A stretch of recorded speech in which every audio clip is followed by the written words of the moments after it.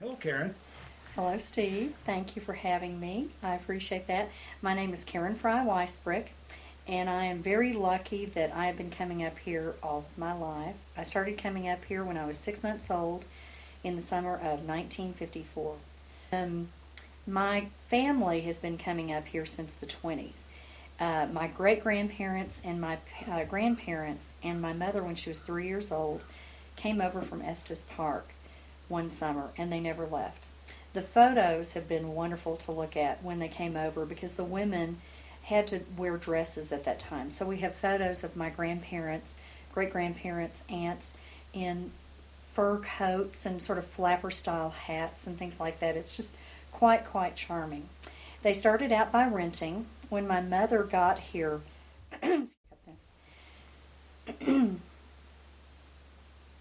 years later, when my mother and father bought the home that I'm in right now, which was purchased in '64, she found old photos of the family.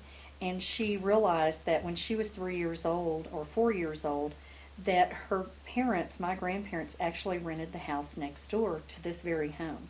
So I think that's part of the love that she had of this cove. Talking to my parents and my grandparents, and when my great grandparents were alive, they would tell us wonderful stories of what it was like to travel from Wichita Falls, Texas, to Grand Lake. Of course, that was before air conditioning, so they would come up for the whole summer. And what they would do is they would drive into Colorado Springs. They would check into a really wonderful small hotel, shower, bathe, put on their nice clothes again, and then go check into the Broadmoor Hotel. So then they would come up to Grand Lake. But of course, you did not go into the Broadmoor Hotel dressed in dirty clothes, especially without air conditioning in the car. Going over Berthoud Pass, they would stop and somebody would put and attach a log onto their car to add brakes.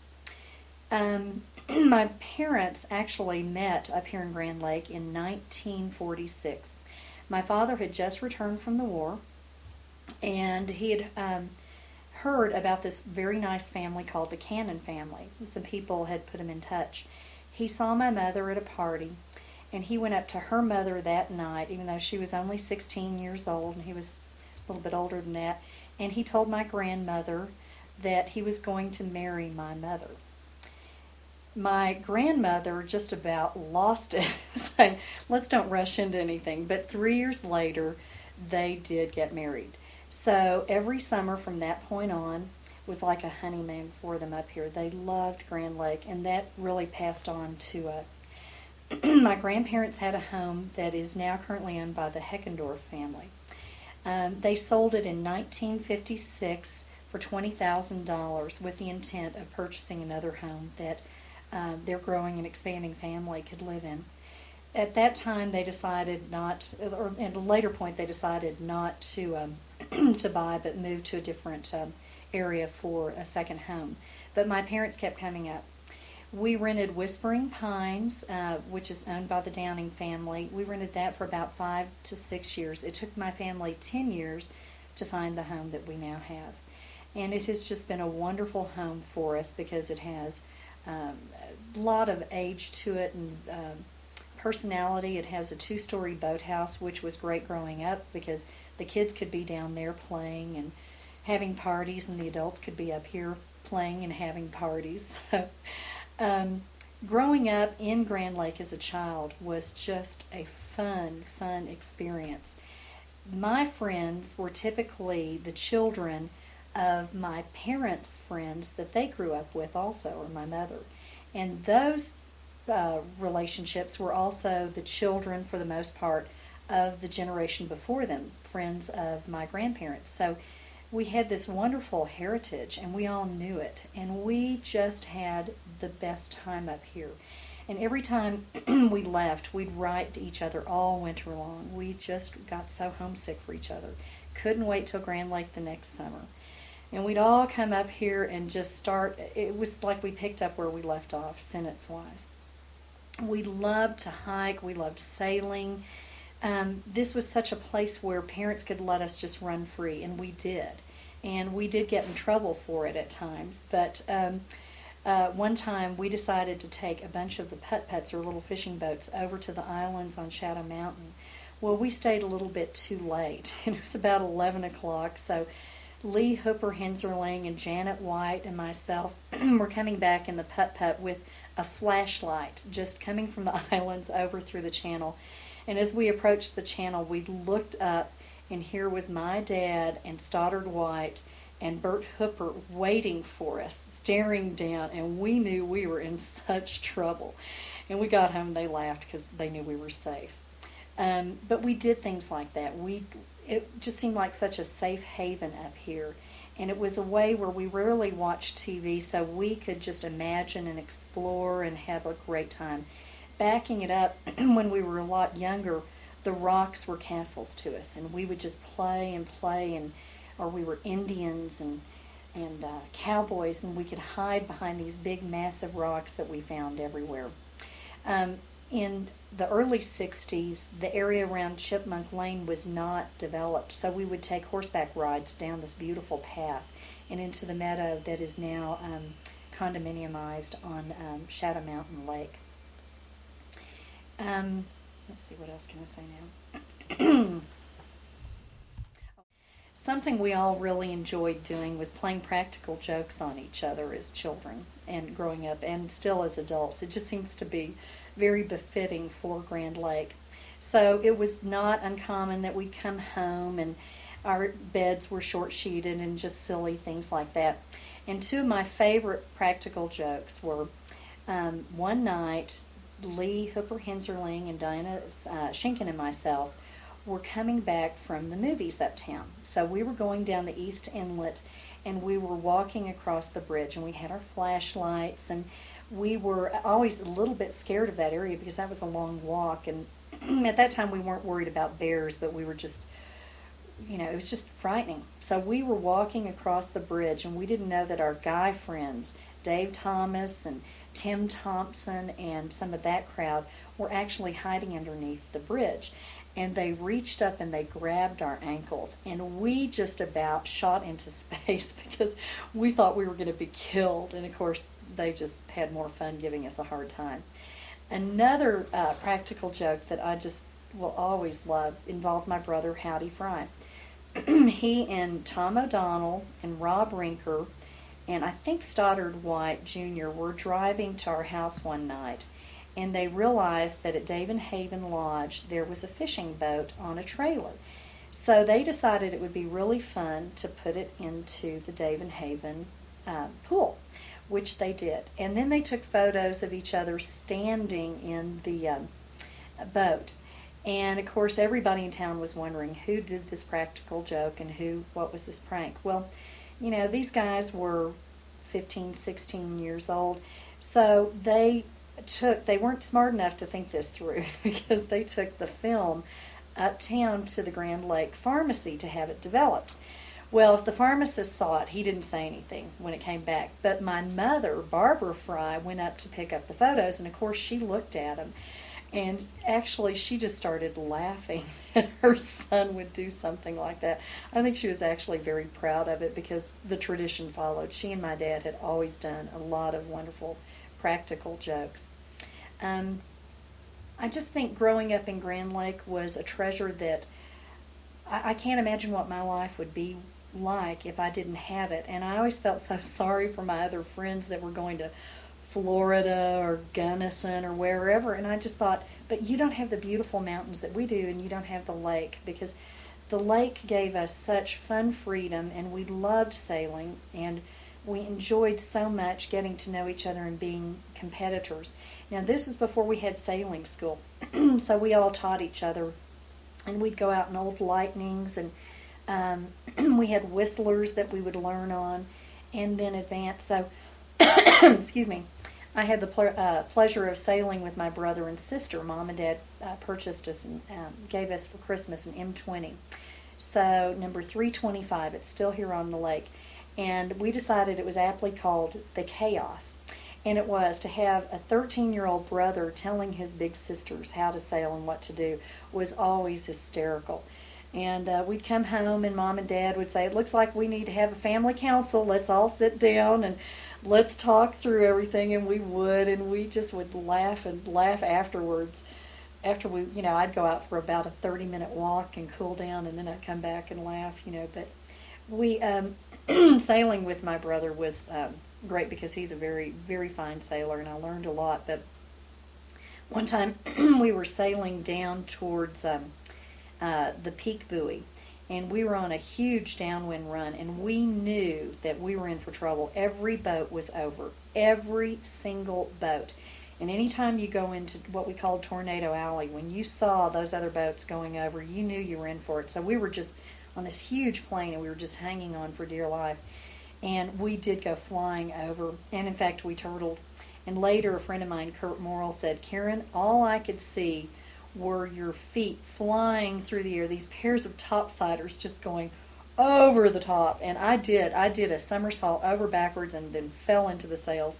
And so I'm surprised I didn't retire just at that point, but I didn't. And at any rate, it was fun to compete against friends, and it was fun to come up to the Commodore's Ball. And that's something else I'd love to talk about, because it was such a big deal for us, as it still is, for the Commodore's Ball and for all of Regatta Week. And we all just looked so forward to it. And as children, well, as teens, we had a team dance. And they brought out great bands, and they really pulled out the stops for us kids. And it was just so much fun. So we'd all go buy dresses before we'd plan, in the early summer what we were going to wear. And so we'd all have pretty fresh dresses on, and it was a big night. And then, of course, Commodore's Ball, you had to have a new dress for that, too. And I'm sure all the dads just rolled their eyes when Commodore's Ball bills came in, because it was more about the dresses, I think, than the ticket prices. But we all got together and had just lots of fun dancing. And then they started saying when we were younger that we couldn't stay and we had to leave at 9:30 or 10:30. So the first year they did that, we decided that we would hire a hayride. So Sombrero Stables sent over this hay rack and pulled by two big, huge horses.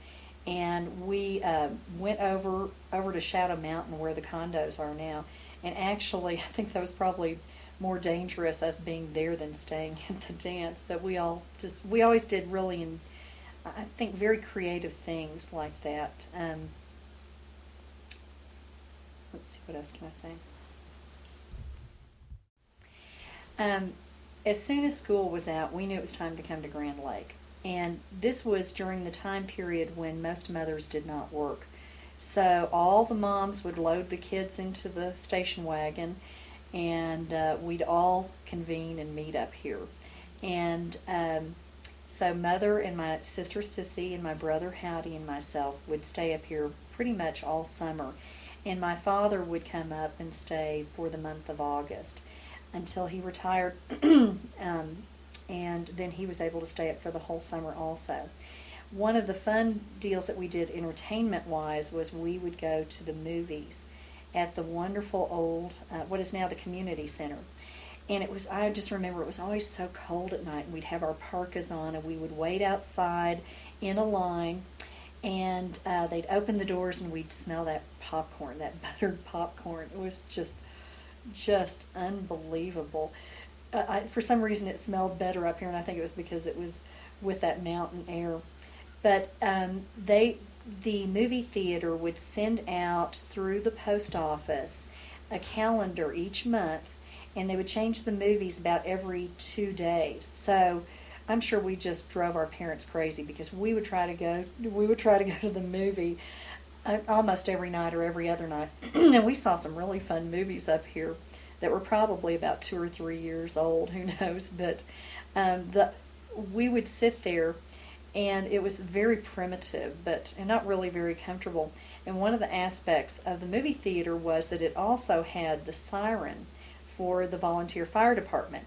So you could be sitting there in a real tense moment of a movie, and the fire alarm would go off, the siren, and you could almost see people throwing their popcorn in the air. It'd be a little bit unsettling. But in fact, one of the, getting back to the practical jokes, one night, Marianne White and Janet White and myself went to the movie, and Marianne was in an old truck that her parents had purchased from ICX. And I'm not saying this right. I need to go back about that. Speaking of the movies, there was a great practical joke that was played one night by our guy friends, thinking it was actually going to be towards Marianne White.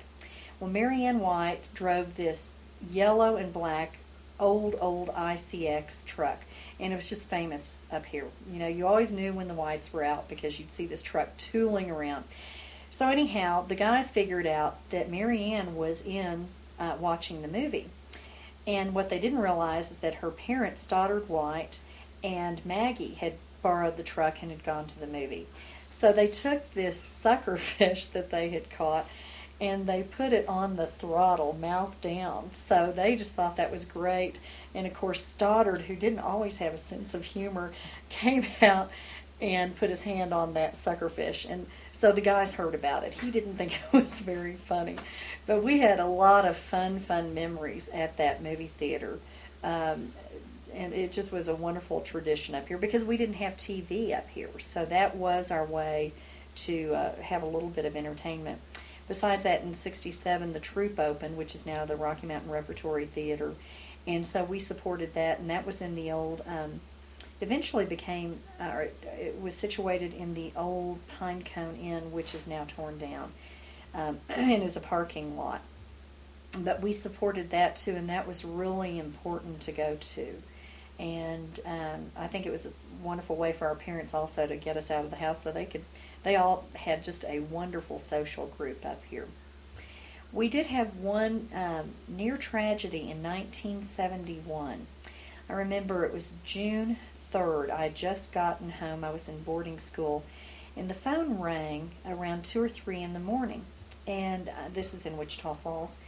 And next thing I know, at 6 in the morning, my parents got the 3 of us up, and they said, please come downstairs. And they said, now, we want you to know that there's not been a death in the family, but someone has set our home in Grand Lake on fire, which was just shocking to us.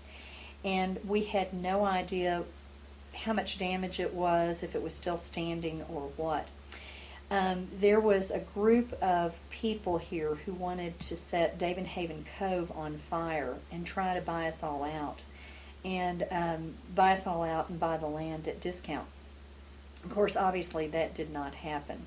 But they firebombed our house, and they put Clorox bottles filled with kerosene underneath the foundation and put oily rags underneath the house also. And they did the same thing with the house next door that is owned by the George McCadden family. Then they kerosened the path all the way down to the fire lane and lit a tree there and lit this house at the same time. David Haven had just reopened for the summer, and 2 of their employees were walking home, and they said, oh, look, there's a bonfire going. And then they realized that it was actually a house on fire. So they got Tom Sewell, who owned David Haven, out of bed, and they called the fire department, and he kept it under control with a garden hose. The fire trucks could not get here because the people that were doing this had actually tampered with the fire trucks and took out spark plugs or whatever and disabled them. So that being said, people started pouring in from the lake, and they formed bucket brigades, and they saved this house in a very old-fashioned way.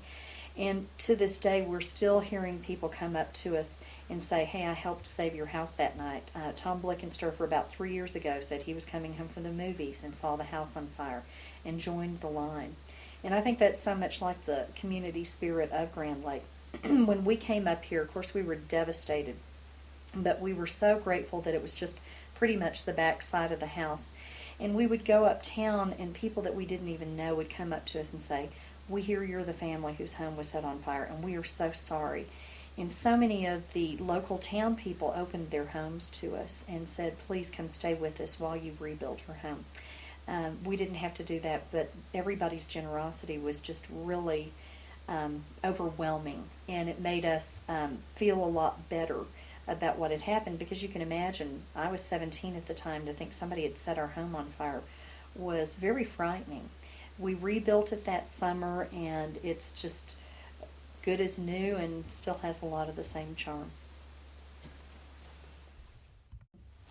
Another really funny practical joke that was played, it was a two-part practical joke. And my running guy friends were Tim Thompson, Kurt Morrill, Steve Peak Robertson, Dave Thomas, Jeff Thomas.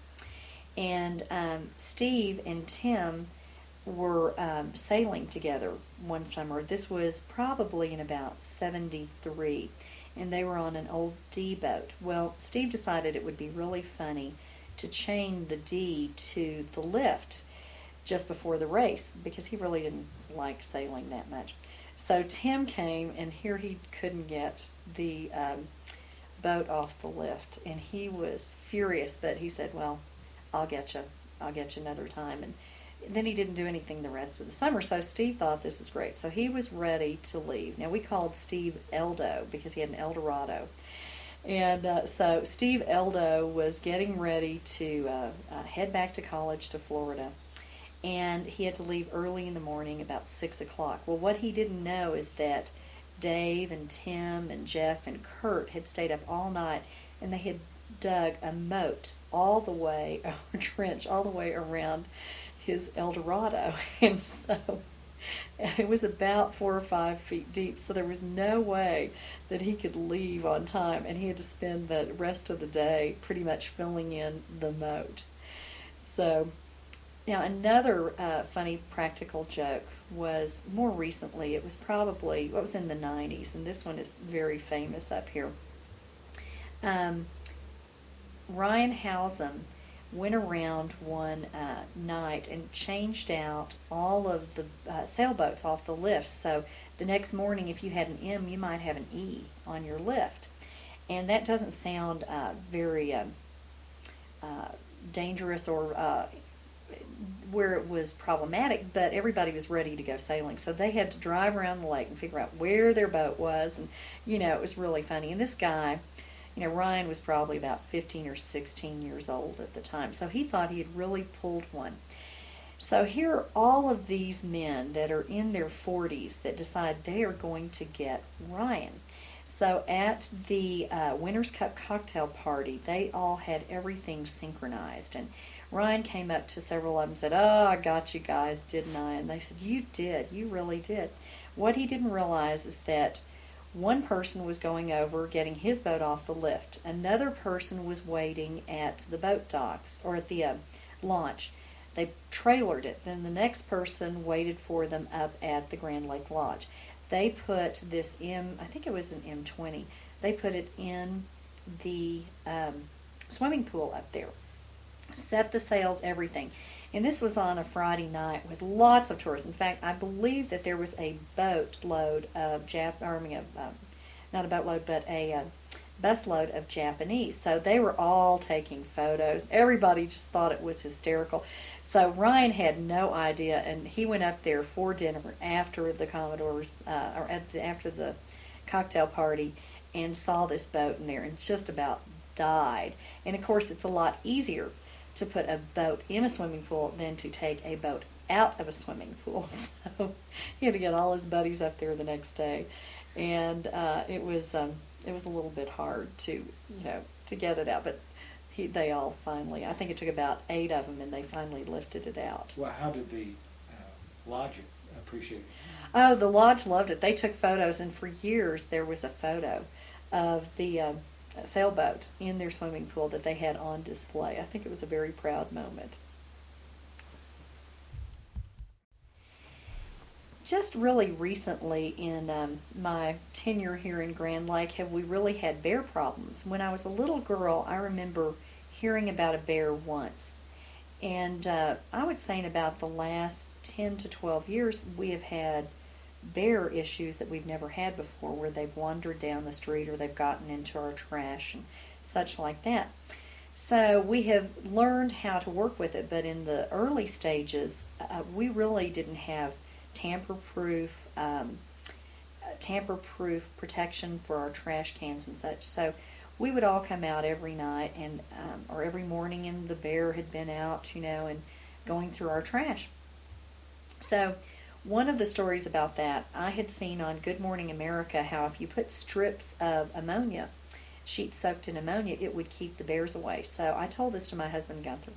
So, we went around tacking these strips of ammonia to the trash cans and all, and it just looked tacky. It really looked terrible, but we just knew it would work. So, we were watching one night with these strips and we saw the bear approaching. Well, what he did was he hated the smell. So he just picked up the lid of the trash can, took the trash out, slung it over his back like Santa Claus, and went across the street and ate it. And we found the remains the next day. So, we got rid of those strips pretty quickly.